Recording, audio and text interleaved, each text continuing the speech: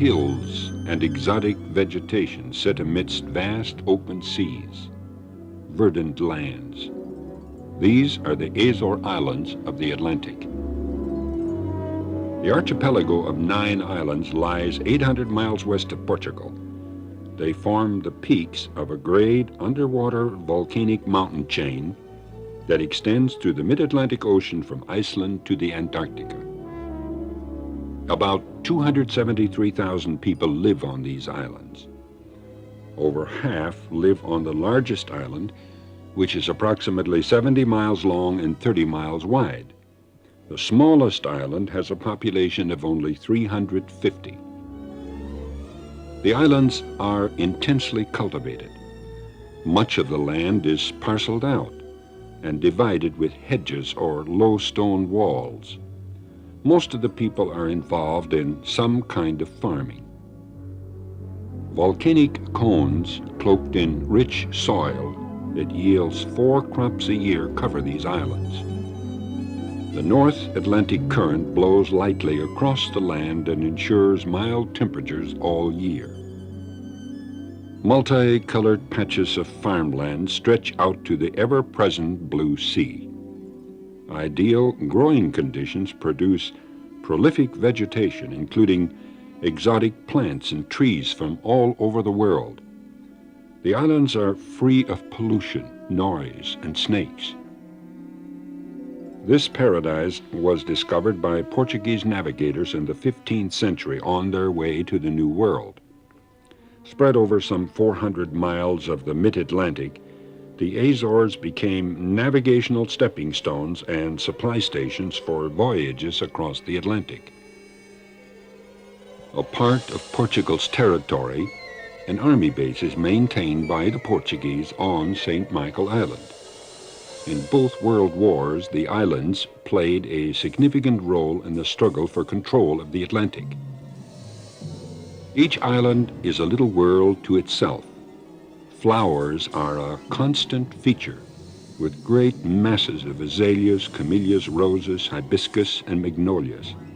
On some islands, lush hedges of hydrangeas separate the pastures and fields. Neat little market stalls always offer a great variety of fresh foods: carrots, onions, oranges, figs, grapes, pineapple, bananas, corn, strawberries, almost anything that can be grown. Livestock breeding is a big industry. A typical scene on the main street of town is a farmer moving his herd from one pasture to another, reflective of the casual lifestyle. Farmers' milk cans are strapped across the backs of horses. Young boys trudge along the cobblestone and dirt roads to deliver fresh milk to the door of each little house. Time moves at a pace of its own. The decades tick into each other with imperceptible change. Horses and oxen are giving way slowly and hesitatingly to cars and trucks. The 9 islands each retain traditions and customs of great diversity. Some of their values are expressed through their handicrafts: wicker baskets, clay figurines, cane furniture, brasswork, needlepoint lace, rugs, and wrought iron work. Surrounded by temperate water, the islanders enjoy the pleasures of varied water sports. There is an abundance of fishing, and still some whale harpooning. Ponta Delgada is the chief city, the only city on the entire island of St. Michael. It is not big, only 5 streets long and 30,000 people, but it is the economic hub of the Azores. One of the most unique cemeteries of the world is a part of Ponta Delgada. Like stoplights signaling the end of life, sun-shaded photographs of the dead mark each grave. The best-known area of the Azores is also located on St. Michael. Picturesque Set Cidades, which means 7 cities.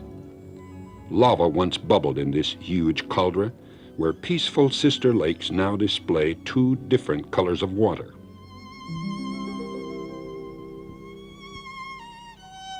On this island of St. Michael, a very unusual story took root nearly 90 years ago. A man passing through by boat left some literature. A young girl found a piece of it.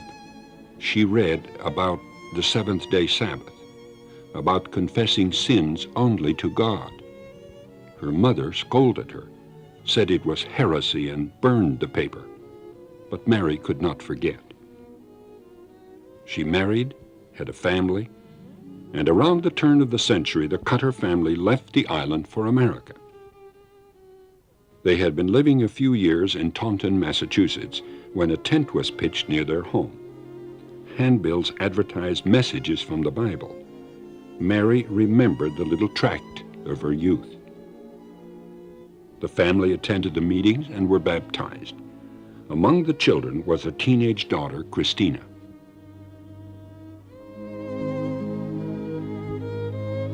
The story now goes back to the island of St. Michael in the year 1906. Frank DeMazzo was one of 15 children. When he was 12 years old, his father sent him with an uncle to America to gather wealth and help the family. Work in the East did not materialize, so the uncle sent young Frank to work for a family in California. Life was a complete turnabout for the 12-year-old boy. A new country, a new family, and new religion. But Frank set his heart on a goal: to make good. Through the influence of the family he lived with, he became a Seventh-day Adventist. He worked his way at Pacific Union College. Then came a time during the war when he had to report at his port of entry into the States. While in the East, he attended Sabbath services in the Cape Cod area. At the church, he met Christina Cotter and discovered her family had lived on his island home. The friendship grew, and after a time the couple married.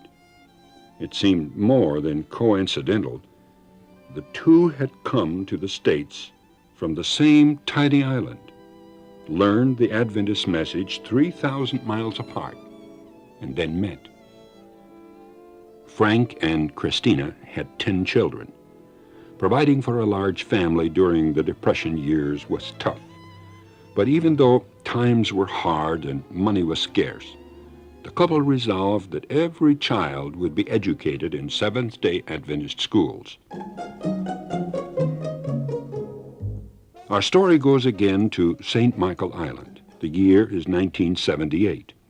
Sabbath school members total nearly 100. They attend services in the upstairs of an old building in Ponta Delgada.